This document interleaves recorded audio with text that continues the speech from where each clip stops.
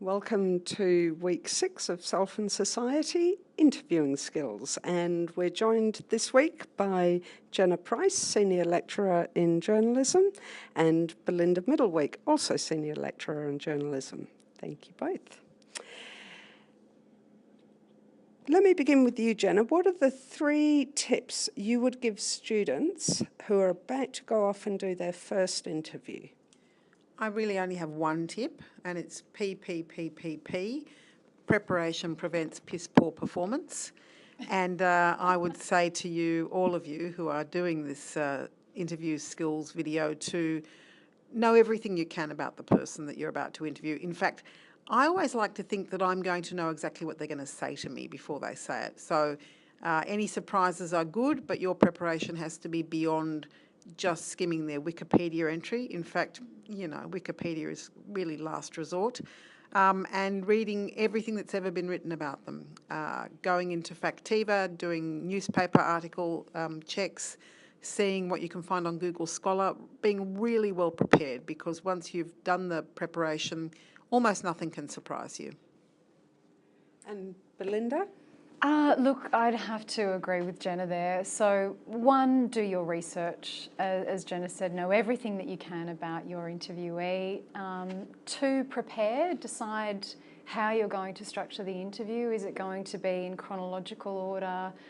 The interview questions, are they going to be episodic, so based on specific moments or scenes?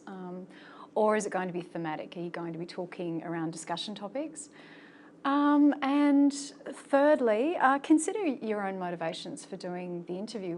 What are you trying to achieve? What do you want to get out of the interview? And make sure that you keep reminding yourself of your objective. Thank you both. Now, what is the worst thing that a student or anyone interviewing could do in an interview?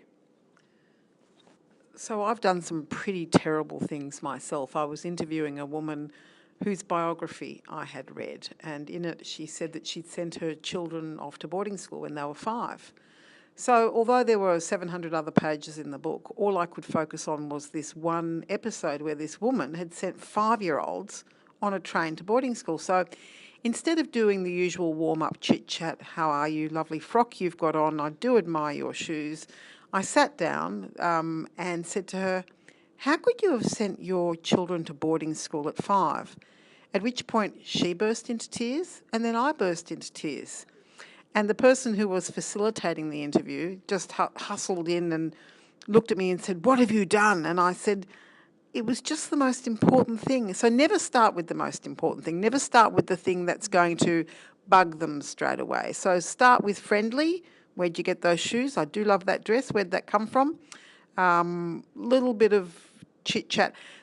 So the honest truth is that I'm hopeless at small talk. I find small talk really boring, but I've learnt to look for things which people can talk about. The weather, gardens, what they did on their holidays, their pets. And speaking about pets is hard for me because I loathe them. Dogs, cats, the whole catastrophe. So find a kind of middle groundy thing that's kind of banal and sweet, and put them at their relaxed best, and then go in for the kill. Wait a few minutes. Nice one, Jenna. I would have to say, Lucy, don't be inauthentic. Be yourself. Be natural. I think interviewees can smell fear. They can sense when someone isn't being themselves. And note to self, if you're going incognito, so if you're trying, I guess if you've created a persona, if you, like I've done in documentary interviewing, where in one instance I was interviewing a big crime family and I didn't want to give them my real name, so instead of Belinda I spent 3 months cultivating this persona named Lucinda. And then when I actually, this was over the telephone and so forth, when I actually met them in person, I said, hi, my name's Belinda. And I totally blew my cover. So just make sure that, yeah, you're authentic, and if you do have an alias, that you stick to the name of the alias and not your own name. And if you're either a journalist or a researcher, you can't ever have that alias. So researchers, you'll all know, if you're doing academic research, you're signing away your life when you fill out your ethics application, which is the most boring and pointless document you'll ever have to fill in your life. But you have to be your real self, and you have to have your list of questions prepared. Journalism's a bit different, but of course, if you're being a journalist, we have a journalistic code of ethics which tells us we have to be who we are and say who we're representing. So there are many different ways to skin a cat, but if you're either being a journalist or being a professional researcher for a PhD or some other academic work, you need to be who you really are, Lucinda. But if you're being a documentary filmmaker who's trying to protect their own identity and you're undercover and working with crime families, then please have an alias, just for your own safety. Look, that's a perfect segue into the next area about the difference between research interviews and journalism interviews. But just before we go there, Jenna, there is one other tip that you like to give students about tardiness. Yeah, so I personally hate people who are late, but I hate it more if I'm being interviewed by someone who's a journalist and they're late, because my time is really important, and so is the time of every person who's been kind enough to help you with your story. So being on time is vital. And I know this because Jeremy Fernandez, who's a great guy, newsreader on the ABC News, wrote me this really beautiful note. And I'm actually going to give it to Lucy so that you can see it, where he says, look, I really love helping students, but I booked a time for some students to interview me about something, and they were late. When they arrived, they were bearing cups of coffee and complaining about their workload. So most people who interview you, who you are interviewing, are not interested in your personal life or your coffee tastes. They don't care whether you're having a macchiato or a latte. They want you to be on time, and they want you to take up as little time as is humanly possible, because they are busy, busy, busy. Thank you. Now, in terms of taking up as little time as possible, don't listen to Jenna on that, please, folks, because you know that your interview for this particular subject has to be a minimum of 1 hour in length. But do let your interviewees know that that's the time frame that you're going to work to. So how are research interviews different to journalism or filmmaking interviews? Well, I've just completed 35 interviews for my own PhD, and I've never been more frustrated in my entire life, because in journalism you can interrupt people, particularly when you are trying to get them to tell you something they don't want to say. But in research interviews, you have to let people ramble on any old way they like, and no wonder your interviews are taking an hour, Lucy. And of course, with the kind of interviews you're doing, I understand that your interview subjects get to have a look at the transcripts. Is that right? Not necessarily, yeah. If they ask, yes. Yeah. So, but in journalism, we don't do that unless it's a person who's had some, truly shocking thing happen. They're a victim of, God forbid, some criminal activity.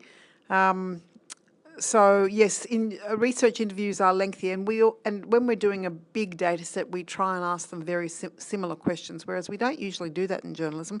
What do you think, Belinda? What are the big changes, big differences? I find that with filmmaking interviews, we try and take the audience on an emotional journey. So it's about leading the interviewee to that moment, the apotheosis, the crux of the story, and then trying to elicit some sort of emotion from them and evoke all of the senses. So it's a lot about entertainment.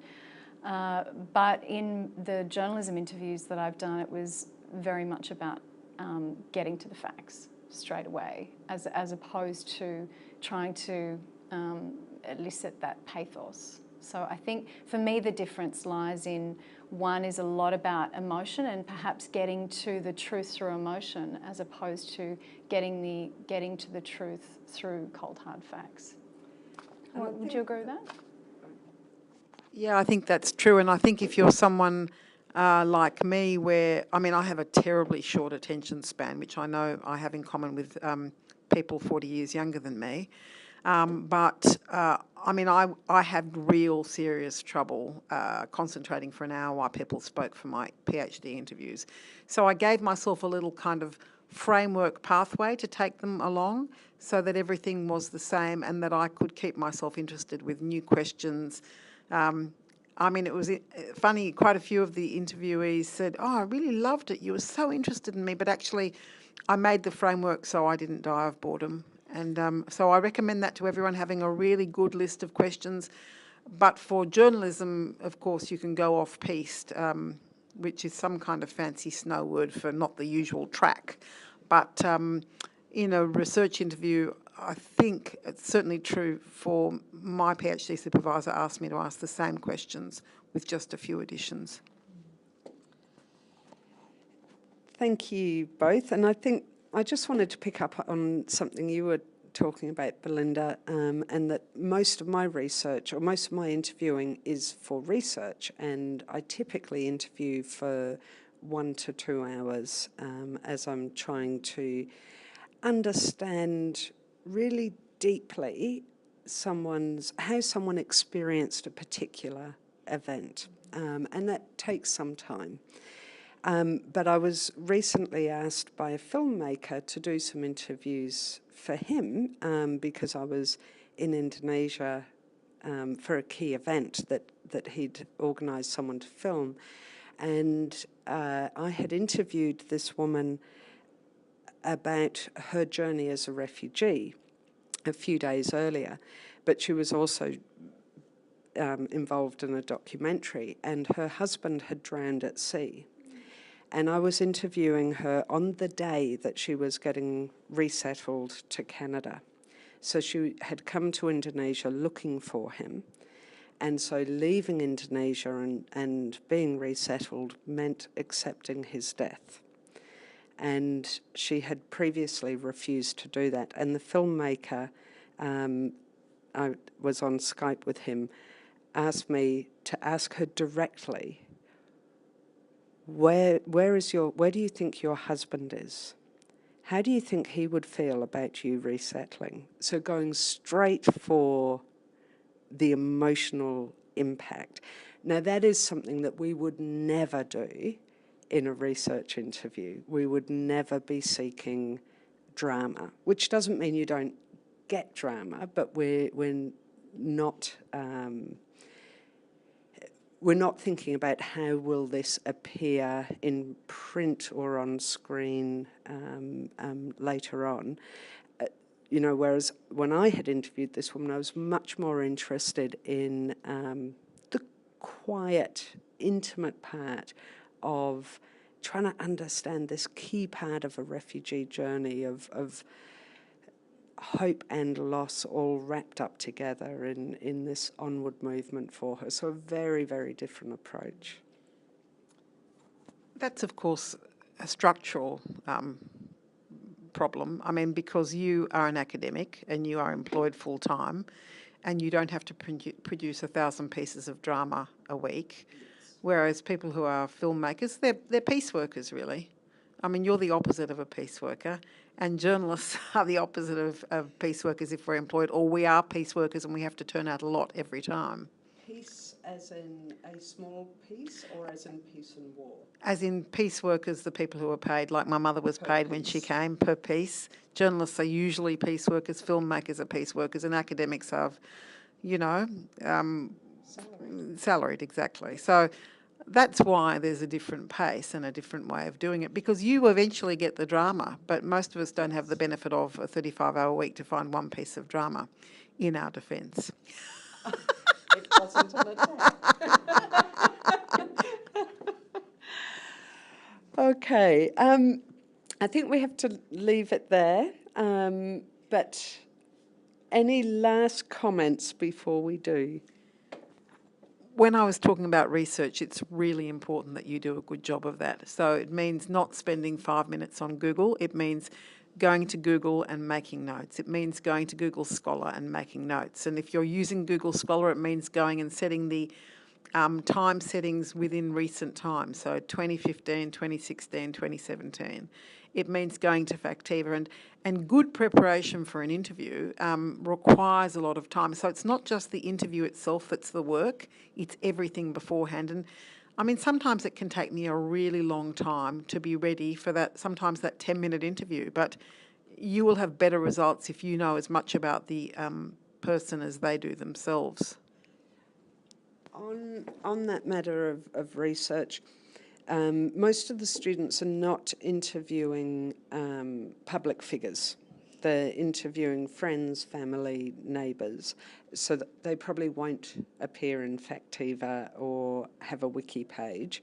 But nonetheless, I think that point about preparation is really, really important.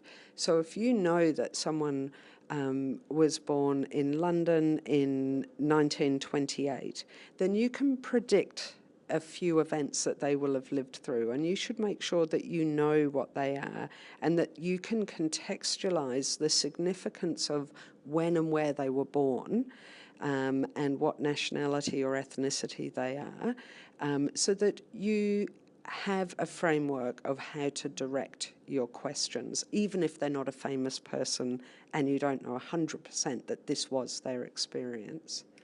Yeah, I mean, I think the other thing is that even ordinary people have a digital footprint, and you can have a look at their Facebook pages. You can, and I mean, those of you who don't know to put the name into inverted commas before you do the Google search, now's a good time to know. There are many Lucys and many Fisks, but there's not many Lucy Fisks. So put her in inverted commas and up she will arise from, you know, with her digital footprint raring to go. Have a look at their what's public on their Facebook page. Have a look at their Twitter feed if you can find it. But you will even find sometimes that Lucy Fisk was an athlete in, 2001 in the, little league at wherever. I mean, you'll find cute things about people all over the place. And I can tell you, if you Googled any of the three of us here and even our wonderful camera person over here, you would find something about them, and that helps you do a good interview. And that's impressive. I think the smaller details, finding out that someone has 2 kids, for instance, one of whom goes to Knox Grammar School, for instance, or finding out that an interviewee has 2 dogs, one of which is a poodle. I mean, those kinds of details really impress people. I have a couple of poodles at home, hence the poodle reference. But in case you were wondering too, Maximus, Barchi and Truffles. But anyway, Sounds like 3 poodles. Is it 3 poodles? Well, yeah, my partner has 2. I have 1. So a 3 poodle household. Yeah. Please send help and a blow dryer. All right. On that note, I think we do have to leave it here. Thank you so much, Jenna and Belinda, and good luck everyone with your interviews. I hope you enjoy them.